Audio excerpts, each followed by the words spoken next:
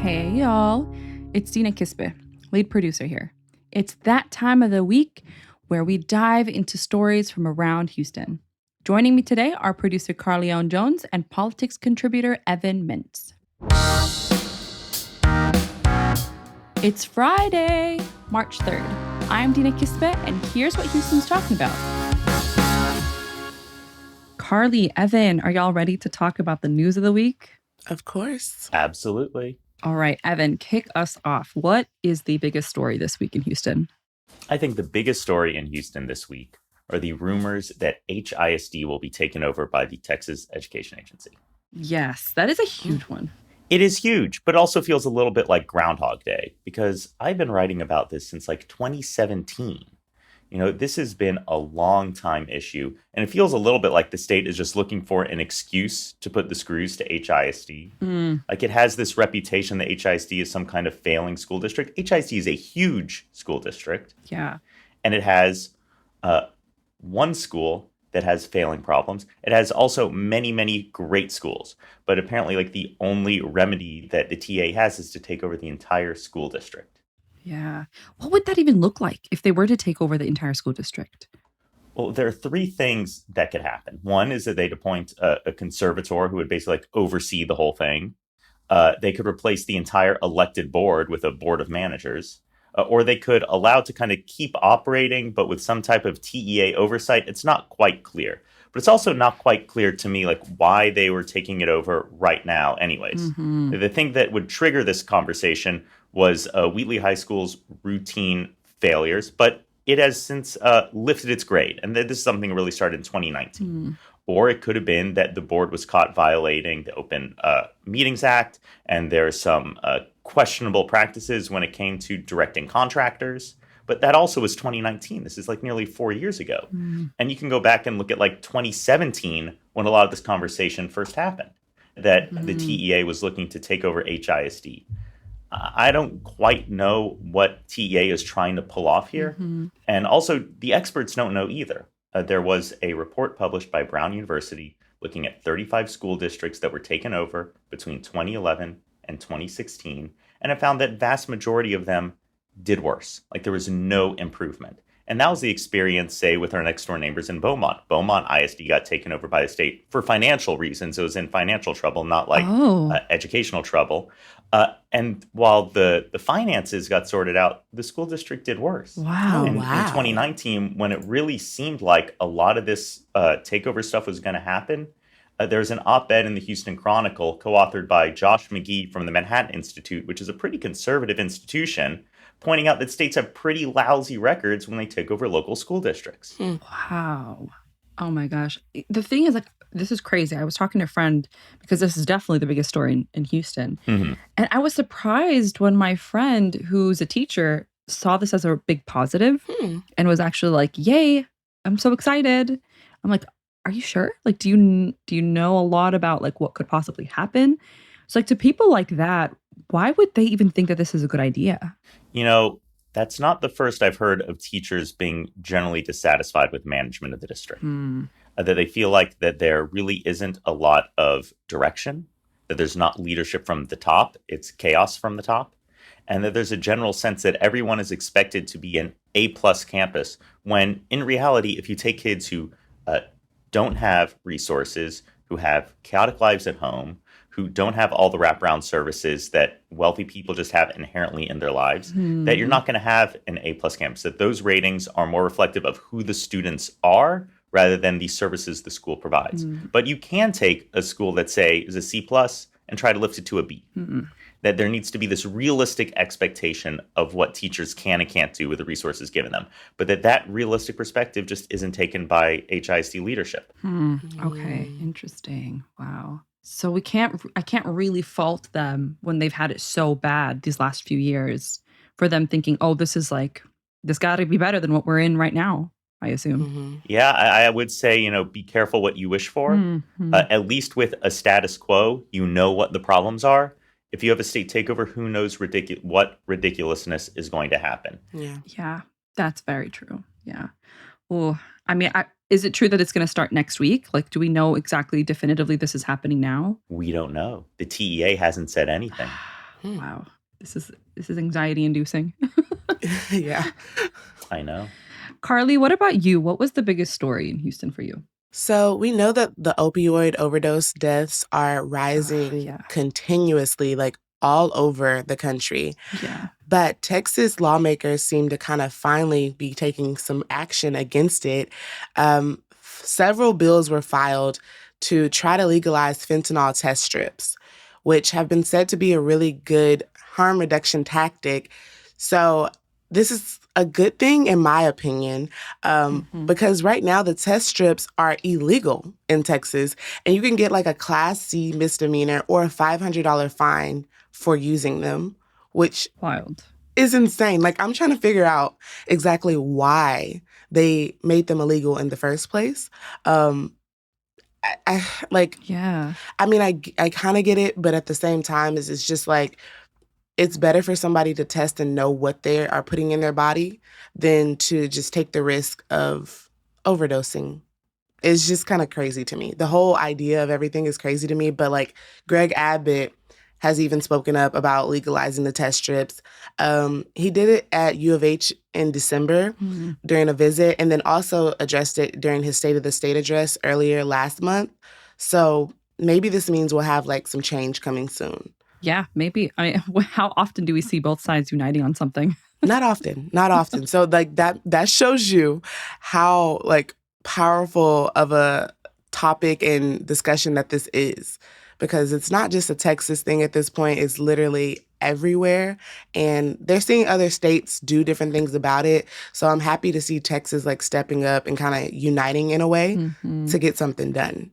Yeah, that's definitely one I'm following too. I'm glad that they're taking it seriously, Yeah. because for too long we've treated drug overdoses as a problem to be solved by the criminal justice system. And clearly that's not working. That's not the solution. We need to treat this like a public health issue, get at it with data and research and evidence, and try to solve the problem that way, rather than just hoping that arresting people and hurting them is going to be the solution, because clearly it's not. I agree. Exactly. Y'all, for me, this week, the biggest story was Crosby ISD adopting the 4-day school week. That's insane. I love it. I know kids are probably like super excited, but this is really speaking to the teacher shortage that they're facing more than anything. And obviously, Crosby's the first district to do it. And it's one of the largest school districts in Texas to do this. Who's to say that we're not going to see this more? I feel like because we have a shortage of teachers, this is probably something more school districts are going to have to look to do as well to address the teacher shortages, which is not really a solution, in my opinion. We really have to look more at what the cause of the teacher shortages, which we kind of already know, and then addressing those head on. And I guess this just seems like a Band-Aid, in my opinion. See, to me, like, I don't think it's a full, fix. Of course, it's not. But if I was a teacher and I was looking for a job and they were offering me a 4-day work week, I would sign up for it. I would. Oh, for sure. Because, For sure. Something. Y'all are giving me something here. Like, if y'all can't increase my pay or something like that, like, at least I don't have to stress out as much. I think it'll allow for more balance for a lot of teachers. I mean, that's one of the things that teachers talked about, is like wanting that extra day in order for them to actually work and catch up on like setting plans for their classes, grading, all these things. But there is a ripple effect. Evan, what do you think about this? Last week we talked about the idea of a 4-day work week for adults, for parents. True. But if you don't match changes at the school district level with what's going to be happening for the rest of the family, it seems like a recipe for disaster. So, how are families going to deal with that extra day with kids at home? Are they going to have to pay out of pocket for childcare? How is that going to be arranged? And I'm a little skeptical of this. I don't think there's anyone out there who's a greater proponent for the 32-hour work week than I. I really think it is something that we need to start demanding as a society. But it has to come together in a cohesive, rational way. And just taking one school district and tossing them off into the deep end like this, I'm skeptical that it's going to be good for everyone involved. I'm wondering, did they clarify whether it's just a 4-day school week for the children or if it's also a 4-day work week for the teachers? Or is like the fifth day a day that they just don't have to deal with kids, but they still have to come to work? What I saw is that the teachers are expected to use that Friday for teacher service. Okay. Basically like doing your work. Right. And that they would switch back to a 5-day week towards the end of the year. Right. Yeah, that's right. Yeah. Okay. So this isn't necessarily going to happen all year. It's kind of cut into blocks, I would say. And then they're also adding 30 minutes at the end of every school day during the 4-day schedule, according to the district. And then Friday is like going to be the day that staff takes as a development day. So the development is going to be from September to mid-April, and then it's from mid-April to the end of the school year in May that they'll come back to the 5-day schedule. Okay. Okay. I have to say that I'm just skeptical of the whole thing. Schools are supposed to be for educating kids. Yeah. And we should be looking at that as the top goal. But it seems like so much of the decision making around education in Texas is based on budgets or political philosophy rather than student outcomes. Right. And, I don't think that's hitting, one side or the other. I think it's true across the political spectrum. But we really need to be looking at schools and asking, like, are they doing their jobs or not? Yeah. And if not, what will help them do that? That's a very good question. But when they voted this in, it was very close. It was a 4-3 vote. So Yeah. It was real close. We'll see what happens. All right, y'all. Most overlooked story. Evan, what should get more attention? The most overlooked story is something that is personal to me. A new salad to go has popped up at the intersection of University and Greenbrier. And the land use at that one corner just makes me want to pull my hair out. Yes, it is just one little spot, but is indicative of larger problems across the entire Houston region. Now, anyone who knows this intersection knows it's located right between Rice University and the Rice University Village, a little outdoor shopping center. And the village recently did some good work trying to identify their parking problems and centralizing all of the free parking into one big parking garage where you go, you park there, you get out, you walk around. And there's a bunch of paid parking around there, and the pay is supposed to disincentivize people from just plopping their cars there and staying there for several hours. Right. At the same time, at Rice University, you have several thousand students, and many of whom don't have a car. And when they need to get around, they're going with a friend, they're taking mass transit or an Uber, or they're just walking or biking. So this new salad to go at this corner lot is a little tiny box with a drive-through to get your drive-through salads, because everyone just knows salad. That's the thing you eat in the car, and a whole bunch of parking spots. So why do you need so many parking spots for a drive-through salad place? It just drives me nuts. And of course, the answer is going to be something like, well, that's what the land use regulations say you have to do. The city mandates that you have to put in parking. And even if they didn't, the presumption, if you build anything, is that, well, you've got to put in parking spots. No, this is terrible. This is a bad use of land. It creates a heat island effect. It creates runoff. And it just looks like shit. We get to have so much across the entire Houston region. You have so many things that look like they're made for a feeder road, and often because they're along a feeder road. So yeah, a drive-through makes sense. Tons of parking makes sense. Not here. Not at this one spot. This is one of the few nice walkable areas in town. Can we at least get some design oriented towards that? Can we get something with not a huge setback where you can just kind of walk up from the sidewalk like a normal city? Can we get something where you don't really need tons of parking because there's a huge parking lot right down the street? Or why do you even need parking? Because it's a drive-through salad place. I want the entire city council, I want the entire commissioner's court to come down and look at this, realize what god-awful monstrosities we're building in the city, and change the underlying land use regulations so we don't do this anymore. Stop the salads, The passion y'all. is real. I know, right? So much Stop drama. the salads. Yeah, honestly, if I was there and if I actually frequented that part of town, I'd probably feel as passionately as you, Evan. Thank you. But it's not just about this one little spot here. It's about why we can't have nice things in Houston. That we make it so hard to build things at the scale of people. If you don't want to have a massive setback, if you don't want to have parking minimums, you have to go and ask for a variance. Now there are a few places in town where we're starting to make some progress. We have transit-oriented developments around transit stops in Midtown and east of downtown. We've gotten rid of parking minimums, and downtown's never really had them. But we just don't let people, we don't make it easy to build good things. I heard a developer say that Houston makes it very easy to build mediocre stuff. We need to make it easy to build nice things. Yeah. Damn, ouch, that hurts. Oh my God. I felt it. I felt it because it makes sense. He's actually right. Yeah.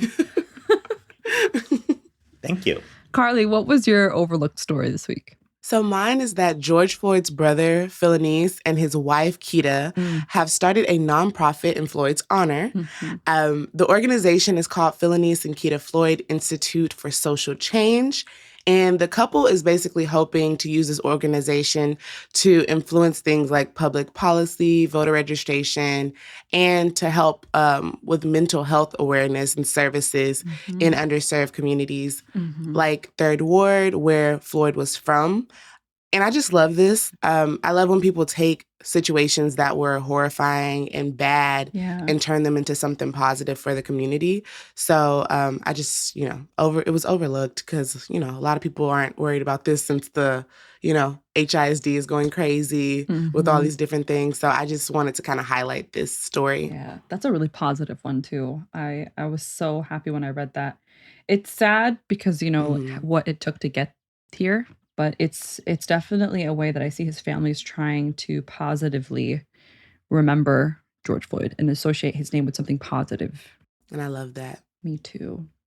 So my overlooked story is something that kind of frustrates me, but I also see the side of why it is the way it is. So a group of volunteers, Food Not Bombs, pretty familiar with them. I've volunteered with them actually once upon a time. They were all cited for serving food outside of the downtown Houston library to about 100 people before an officer stopped them, told them to move to another location.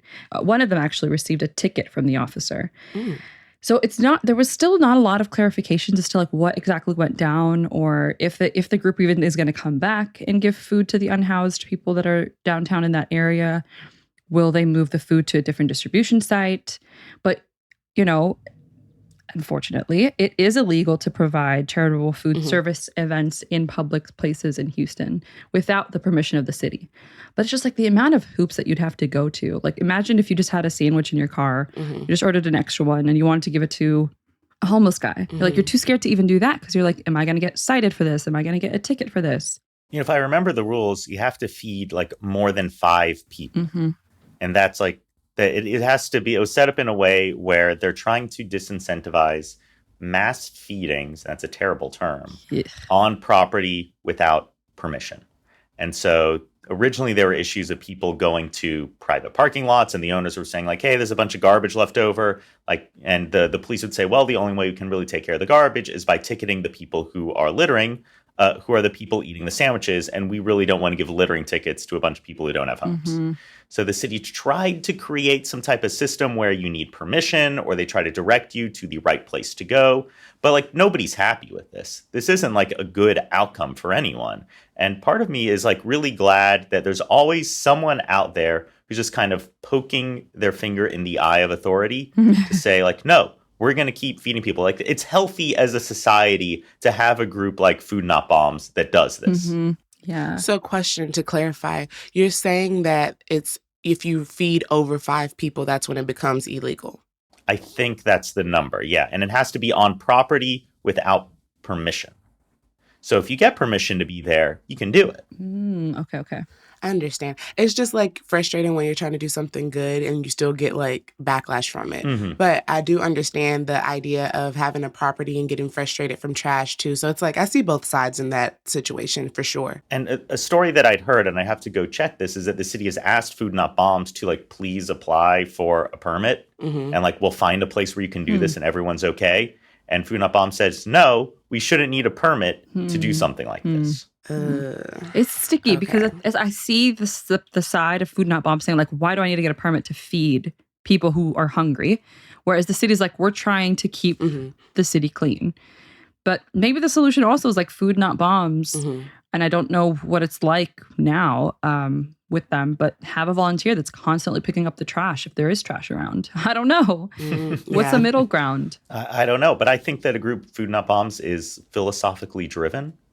And I think there's something that's good about that they've been doing this for a long time. Yeah. You don't really see Food Not Bombs people getting arrested for breaking these rules or getting cited. They're not getting rounded up. Yeah. So there's a healthy restraint by the city to let them do their thing. And every now and then, the city will say, like, we really need you to get a permit. We really need to change how this operates.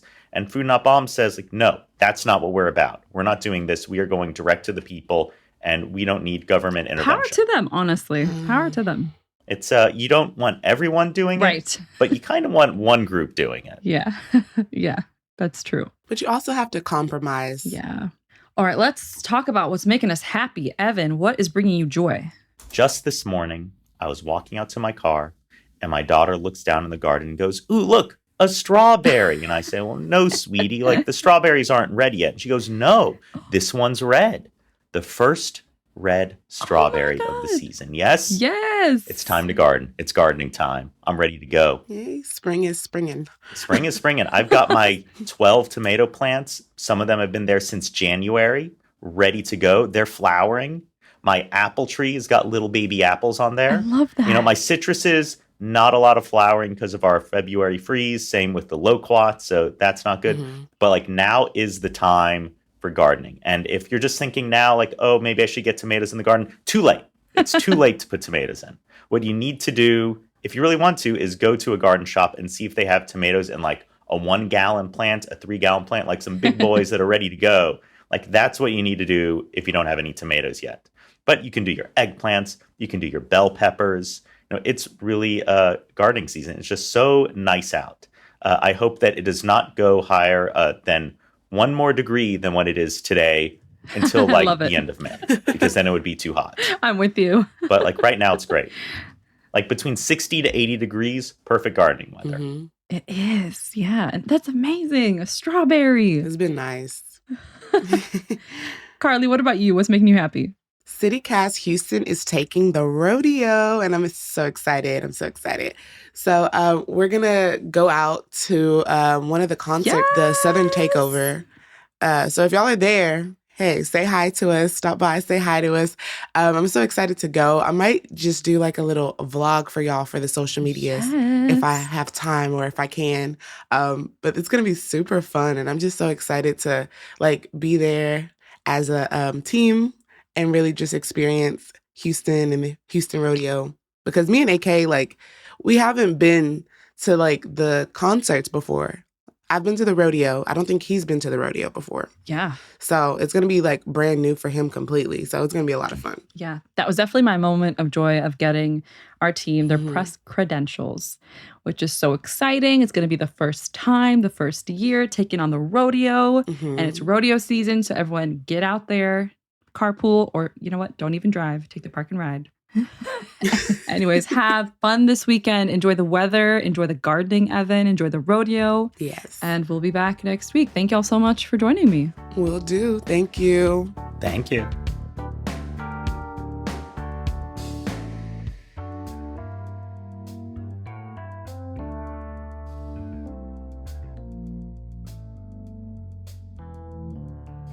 That was producer Carlignon Jones and politics contributor Evan Mintz. That's all I got for y'all today on CityCast Houston. I'm lead producer Dina Kesbeh. Our producers are Carlignon Jones and AKN Mutman, and we had help this week from Lizzie Goldsmith. Our newsletter editor is Brooke Lewis, and our music is by All the Kimonos. Catch us at the rodeo on Saturday, y'all. We'll be back on Monday. Bye!